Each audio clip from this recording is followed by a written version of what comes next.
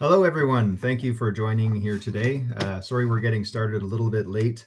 We wanted to give it a couple of minutes for the last-minute stragglers to join. We're going to talk today about understanding the impact of H2S gas in sanitary systems and a new technology that we have to tackle the root cause. I'm Justin Giroux, with the sales manager with Optico Limited, and my co-host today is Laura Perla with projects and service manager with ekoWODROL Armatura. Hello, everybody. So Optico Limited, I'll briefly describe our company. We're focused on providing sustainable products that last. We're champions of waterworks innovation, serving the water and wastewater community primarily. We also consult with industry to help improve plant efficiency. We are the Canadian master distributors for ekoWODROL Innovations, and we have two locations, one in Barrie, Ontario, which is our primary location, and a satellite office as well in Calgary, Alberta. ekoWODROL is a 65-year-old European manufacturer of US and globally patented valves and specialty equipment. Their focus is on improving wastewater management, and their mission is to create a friendly environment. They're heavily invested in research and development with a team of over 200 and counting. Okay.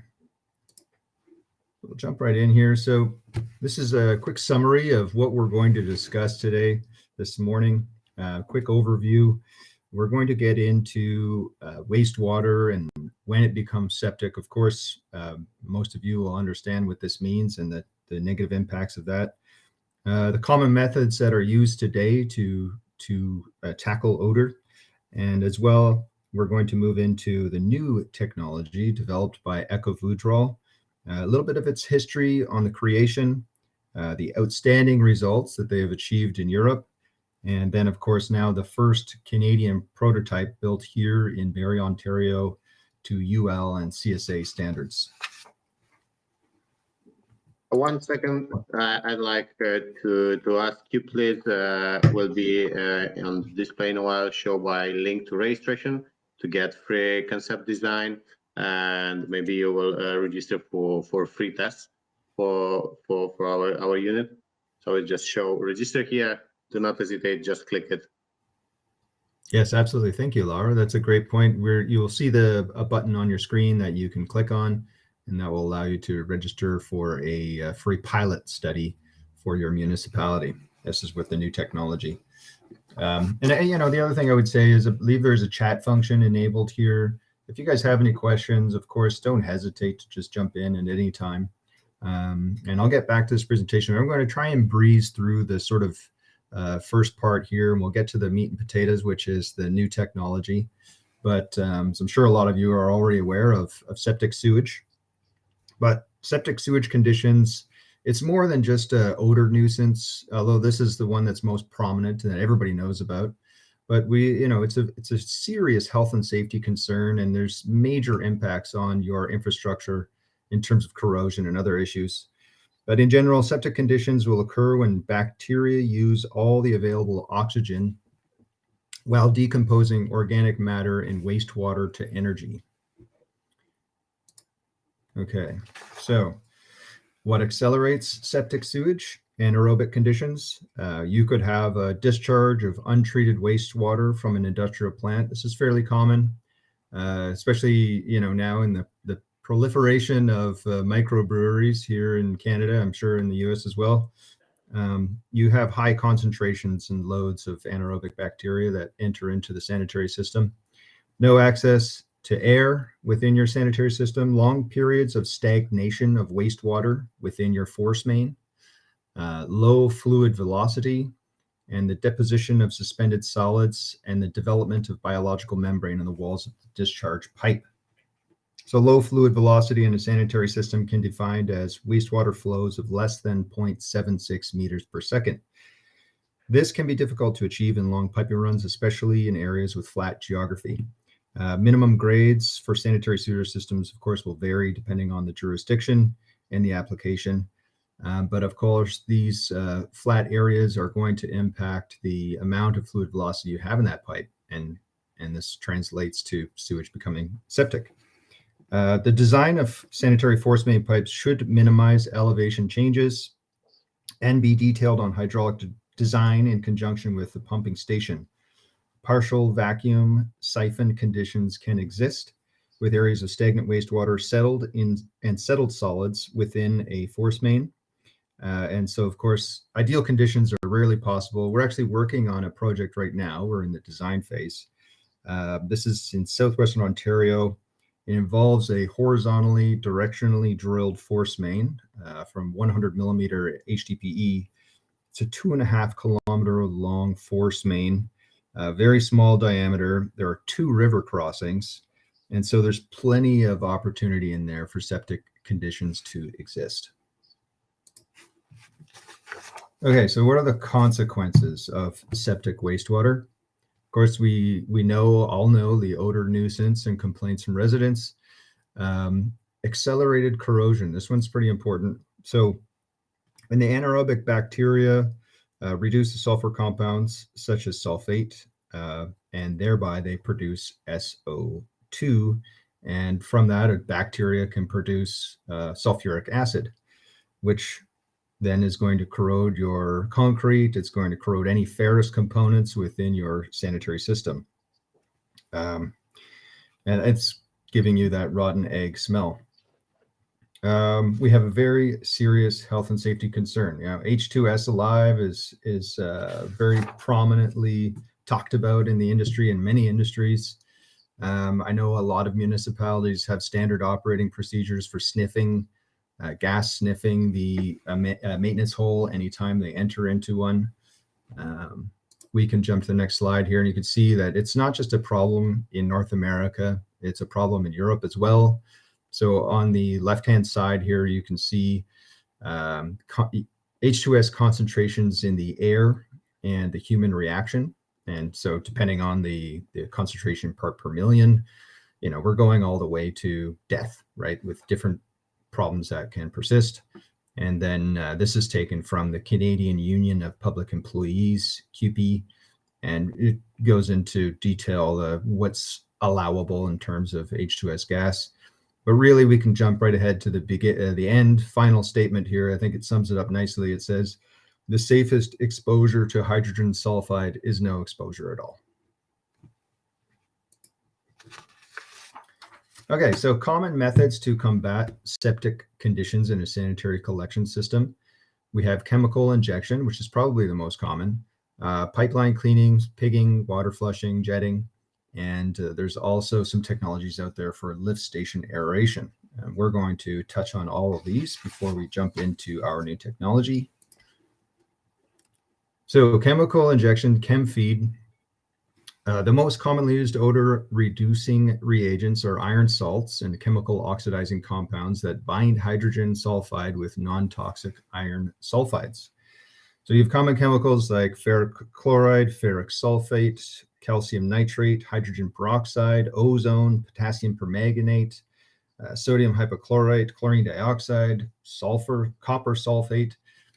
There's probably, I'm missing a few there, but there's a lot of chemicals that go into our sanitary systems to treat different odors, different conditions. And, the main point and what all of these have in common is that they're very costly. There's more than just the cost effects, but you're really, settled into a situation where your ongoing maintenance costs and operational costs are skyrocketing with the use of all of these chemicals. So of course, we're preventing the sulfate corrosion and reducing odor complaints. Their widespread use. There's a lot of chemical wholesalers out there that are happy to sell more chemicals. And the resulting iron sulfide is a non-toxic natural mineral. So that's a good thing. Potentially very low pH, risk of corrosion of concrete and steel. I can actually share a story in Halton region in Ontario. This is maybe going back 15 years ago now, they had a major containment break of ferric chloride in their wastewater treatment facility. It destroyed a massive amount of concrete in hours. It took out 2 submersible pumps within their system, and it was a major disaster. It actually resulted in them rebuilding their ferric chloride system using dual contained ECTFE or HALAR piping, which was extremely expensive, but they wanted to have something that would be permanent and wouldn't leak. So there's certainly a high risk of corrosion with some of the chemicals that are used for odor control. And then, of course, the potential for human hazard working with those chemicals. We're only addressing the issue of odor and not the impact of settling solids and sludge formations, especially when we're talking about the force main pipe. Environmental impact of chemical manufacturing and its use, as well as major spill implications, we already kind of touched on. Ongoing dependency of chemical supply, right? We already talked about lots of cost there. Typically, this only treats sulfides. Other compounds that can generate odor remain in the pipes unless treated with multiple chemicals. And they're not always effective at eliminating odors despite the high dosages. So that's chem feed. We're going to jump into pipeline cleaning, pigging, water jetting.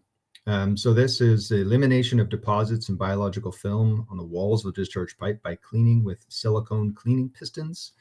High pressure water jetting can also be deployed in a sanitary force main. This is used quite extensively in the oil and gas industry, maybe not quite as much in the waterworks world, but we can talk a little bit about pipeline pigging. It is successfully used for cleaning pipelines, and also it does remove sediment and biological membrane, so the growth of the H2S producing bacteria, but it is very difficult to deploy. Of course, if you have multiple branches and changing directions, your pig can get lost, it can get stuck. Your pipe diameter must be a constant. So with changing pipe diameters, the pigging process isn't going to work so well. Of course, this is also a short-term solution. Pipe pigging is generally done by an outsourced contractor. It's seldom, you're not going to pig your pipe every week. It's, probably once a year at most.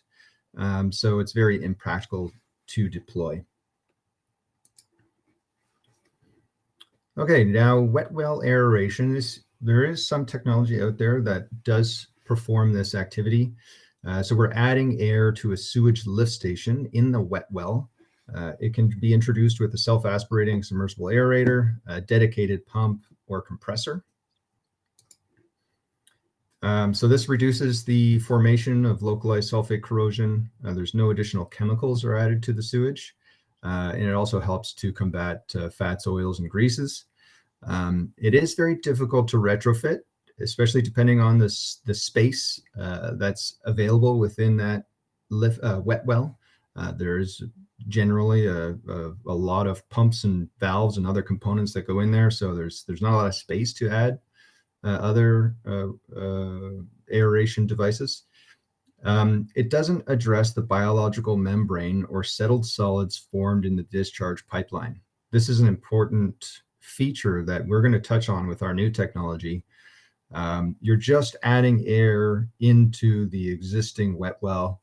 You're not doing anything else. You're not scouring the force main. You're not removing any of the biological membrane from your force main pipe. So it's very localized impact near the air dosing point. H2S gas can persist downstream, and we have a pretty high capital cost with very limited benefit. Again, it's only very localized. Okay, so now, how can we improve the health of our sanitary systems while maximizing our return on investment? What are the important aspects to consider in a new technology? So we can ask, is it safe and easy to install? Is it simple to implement and maintain for existing and planned pumping systems? Is it ecologically and environmentally friendly? Does it eliminate the causes of septic conditions? Can it also perform multifaceted benefits, such as eliminate stagnant sewage in a sanitary force main with intermittent flows? Can it break down the biological membrane and remove deposits? Does it oxygenate sewage and protect against H2S gas development and corrosion. And then, of course, everybody wants to know this one.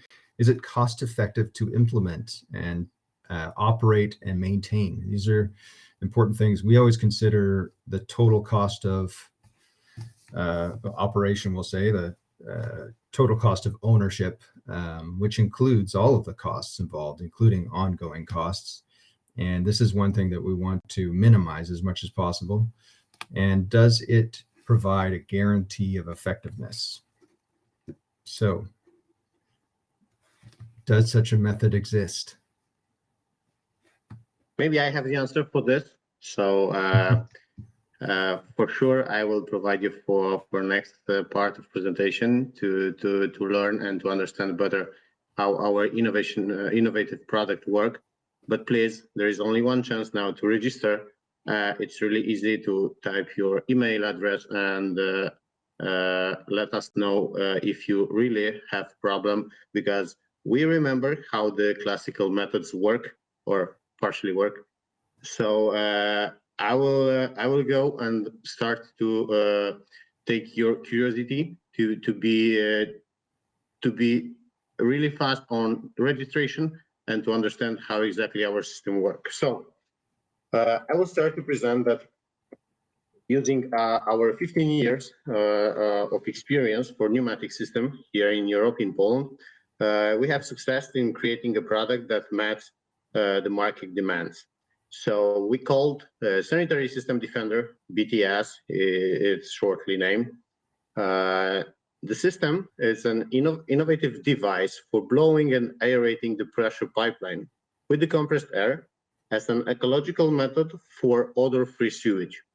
What does it mean? It means that it's not only eliminated the problem locally, but it's taking care about all your network. We'll see in a while how look exactly in a hydraulic system, but the most important thing that it's a fully automated equipment. It's operating principally based on a dynamic and intelligent algorithm that models the flow of air and the wastewater in a discharge pipeline and keep the pumps within a range of permissible operation. Let's see how a classic hydraulic system look, having components, two pumping stations.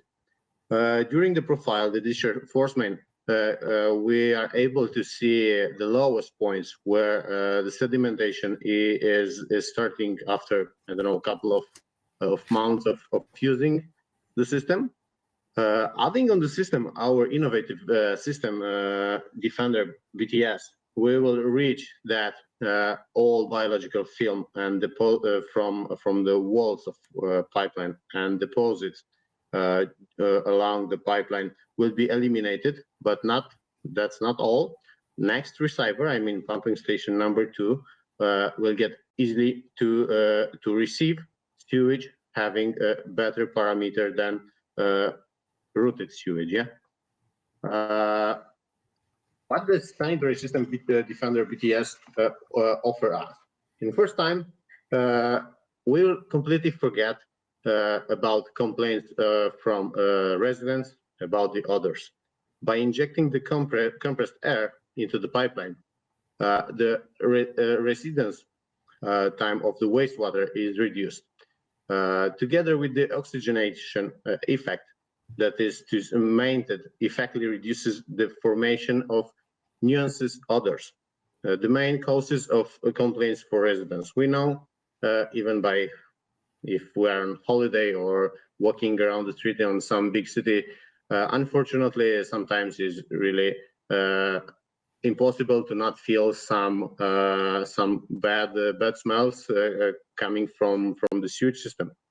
So, moreover, the BTS oxygenates sewage without an additional chemicals, contains a significantly lower load of pollutants for the local wastewater treatment plants. So it's a friendly equipment not only for pumping station, but also the wastewater treatment plant will get sewage with better parameters. That's right. You're not only eliminating the smell at the sanitary lift station, but you're also purging that force main and eliminating the odor downstream, right, Laura? Yeah, 100% right. In the other hand, we reduce the energy consumption. For sure, you will ask how it's happened. As a result of intensive flushing of the pipeline, the biologic membrane is ruptured, and the putrefied sludge, the main cause of odors formation, is removed. It means that we are giving back to the force main the initial parameters which was designed in the project. If there was DN 200, we'll give back this interior diameter DN 200. Yeah, not in the end, but actually with really high importance is that our equipment is really environmentally friendly technology. By using air, what's air? It's our main resource from the earth. Yeah, using the air instead of aggressive chemicals to remove the hydrogen sulfide. The sewage network infrastructure is not subject to excessive corrosion. So also next receiver after during the transport will get better results and will resist more in time. Also, we are going to care about whole installation. I mean, all fittings and system installed on the wet well. If it is effective to have a BTS on our system, I will use and try to show you based on experience from our country, from Poland. On the picture, you can see how exactly the system look in real, how it's installed, close to a classic wet well pumping station. How the wet well look before, so you can just imagine what was the value of H2S into the wet well during the measurements. So we were using an authorized and calibrated device in accordance with our current regulation. It is a multi-gas LTR 4XR. We make measurements into the expansion well before using the BTS and after using the BTS.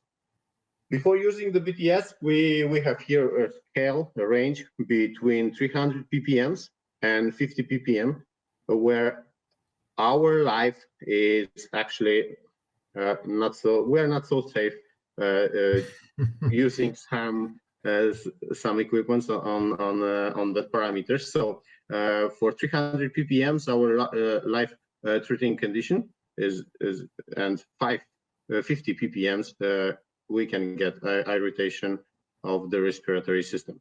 Having zoom for the measurements after using the BTS, H2S level, we can even see that is going completely to zero. So I will say that yes, it is effective. Also, the equipment is work really good, and I will say co-work with the pumps installed on the wet well, because we can increase the flow rate, giving back the initial parameters of your system. We can increase the flow rate of working pumps. So the equipment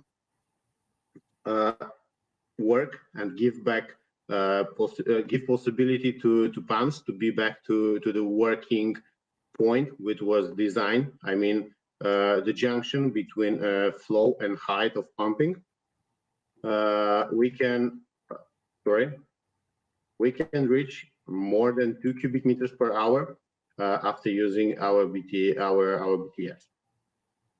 Sure, if we will care about the force main, we will get also results about average flow rate.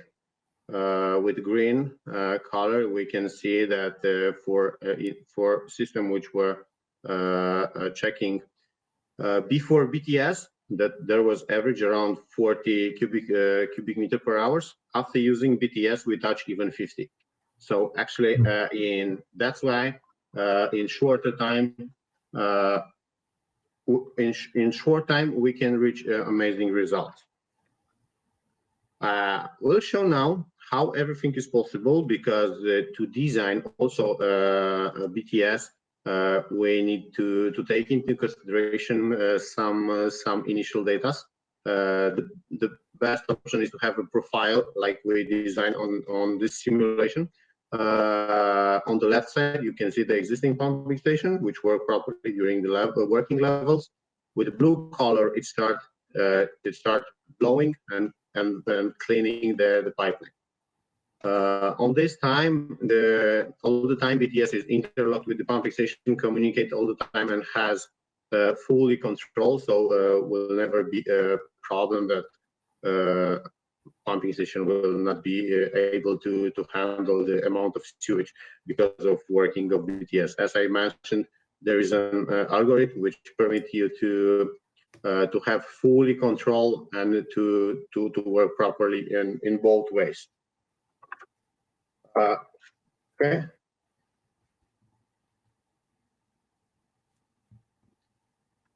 So I was talking about energy consumption.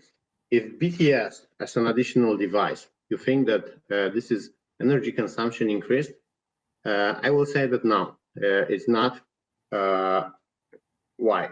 Because let's check the graph comparing of daily energy consumption for the pumping station without BTS and the same pumping station after using the BTS, the pumps and compressor in two selected operation variants.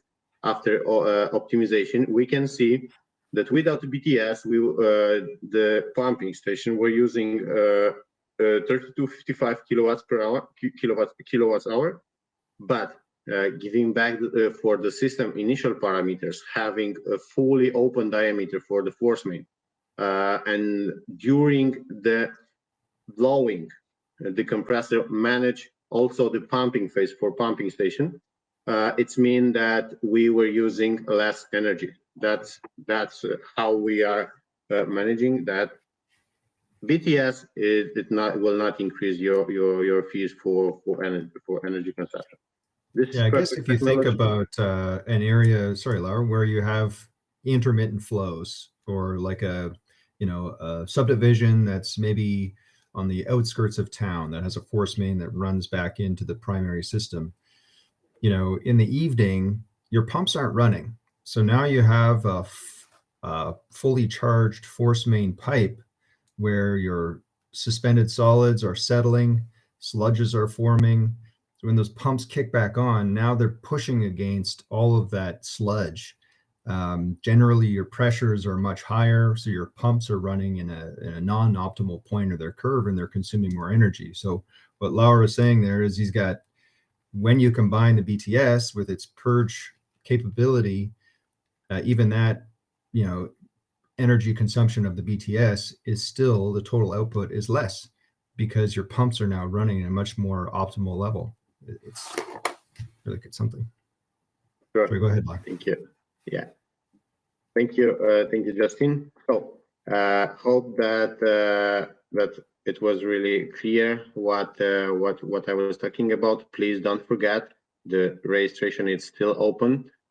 Just click it, or you can have you can scan the QR code from the monitor. Our presentation is going to the end, and we'll go for the section for question and answers. Feel free on the chat to write for us some questions, and we will be able to answer you. We'll give some time to scan the code and fulfill the information. So what else, Justin, we would like to mention? Yeah, we have a full unit done in Bayri. With Justin, we are ready to go in field, to install to your system our unit for tests. Maybe you'll say something about certification, Justin.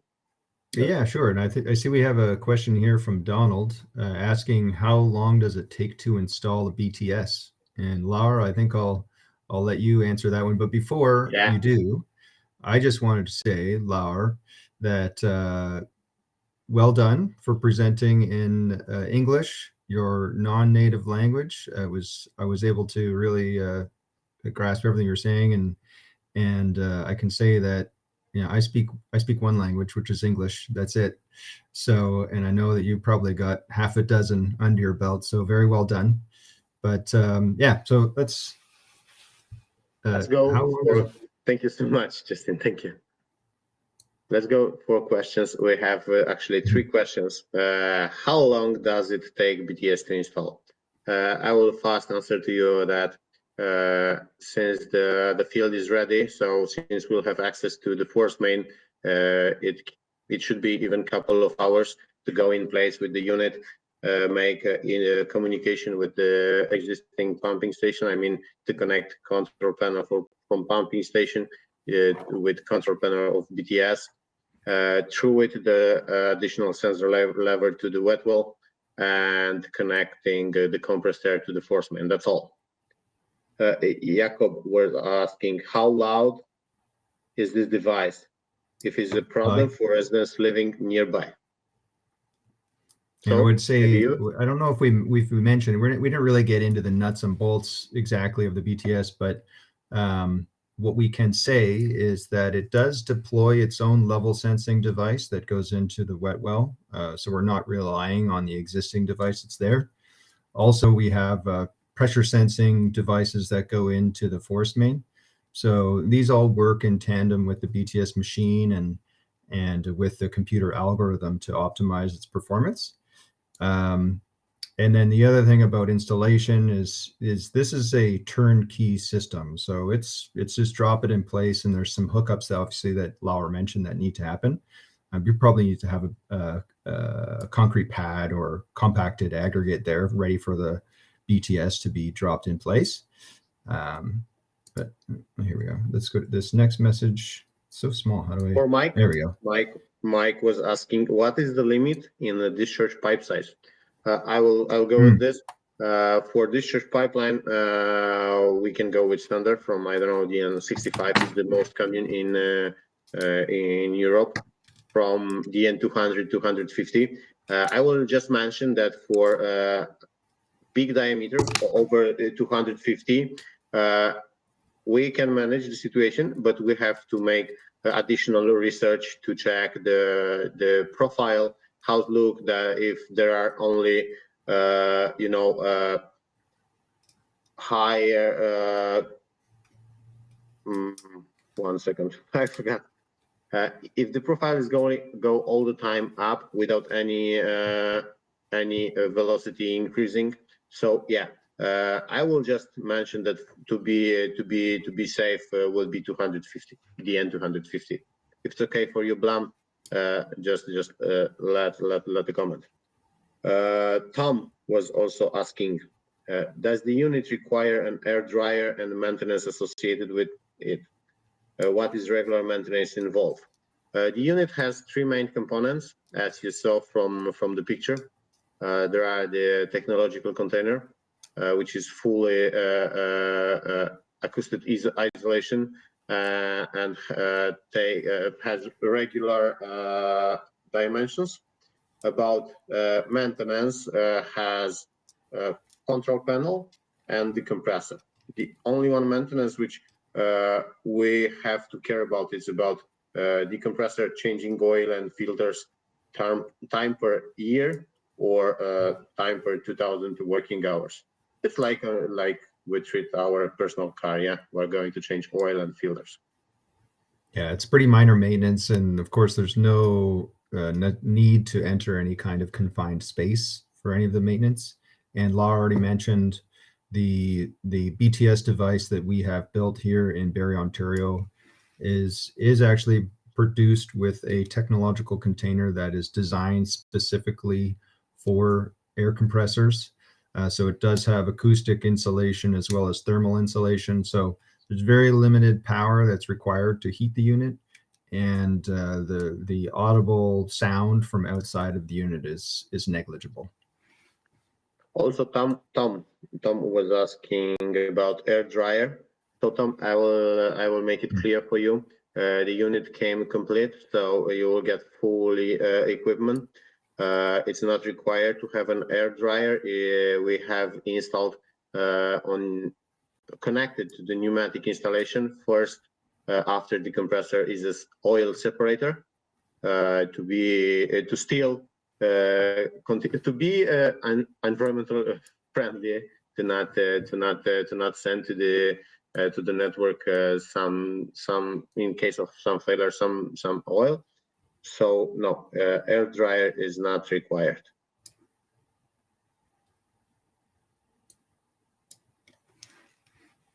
No. Okay, sorry. Another question from Tom. So the injected compressed air doesn't cause an air block at the high points.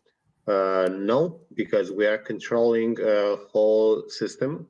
BTS has installed own pressure sensor, and the compressor is designed to give, for example, if we will work for 6 bars, the nominal pressure from your force main, the compressor will give 6.2, 6.5, and we'll be able to flush the whole force main. So yeah, will not be blocked on the high points. Even I will overtake your thinking, Tom. If there will be some air release valve on the road, we are sending after each blowing phase, we are sending, like you can imagine, a pillow of sewage, and this pillow of sewage from force main will be pushed, like I will say, from the backside with the compressed air. So the sewage with high velocity will be the unit which make the whole effect, which clean and take out the membrane from the walls and so on.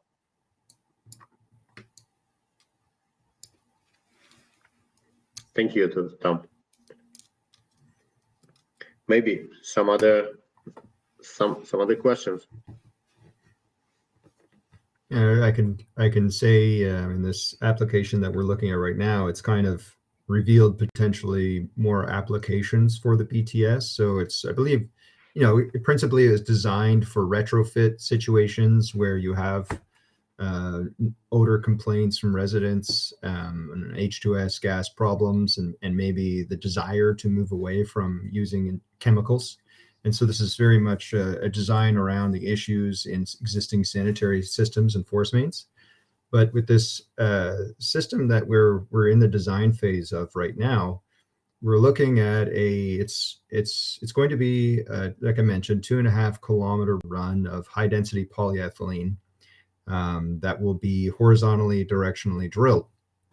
So there aren't going to be any combination valves in the system, and it's very small diameter. And one of the points that was made from the owner as well as the consultant is the cost of moving from 4-inch to 6-inch diameter force main is quite exorbitant. So they were looking for a solution to sort of help with that settled sludge when the pumps were running. And this BTS is perfectly suited for the application. So it does kind of present potentially some new capabilities for design in incorporating the BTS into new developments. So yeah, if some of you out there are thinking about that, it's something that we'd like to discuss more. I'd like also to remember, we mentioned a couple of times that having an innovative product on the market, we are able to give you 1 unit for free test. So if you done the registration, then we'll be back to you. We will make a free concept for sure, conception design. We will take information and cooperate to analyze your system, and we will deliver to you full services with H2S measurements, onto the wet well, on the wet well. On the expansion well, we will make a simulation for you, like you saw during our presentation. Will result to the blowing time, which will give you possibility to count, and then we will prepare fully report, like also was on presentation, how we increase your flow rate, how you can invest for an additional equipment, but save money for less, I don't know, buying chemicals, less other costs, which are in time 3-4 times more than one additional equipment like DTS is. Yeah. Excellent. That was great. There were a lot of good questions in there. Appreciate that participation from the audience. So thank you so much for your attention. Still, the register button is open. You can click on it or scan the code. Let us know what problem you have on your sewer system, and we'll be back to you with the optimal solution. Thank you, Justin, so much. Thank you, everybody. Wish you a great day. Yes. Thanks, everybody. I believe we're recording this too. Is that correct, Lau? Yeah. You should say, okay. So if anybody wants a copy, I believe that we can send you that link. And again, yeah, thank you, Laura, and thanks everyone for attending. Thanks, everyone. Bye. Bye-bye.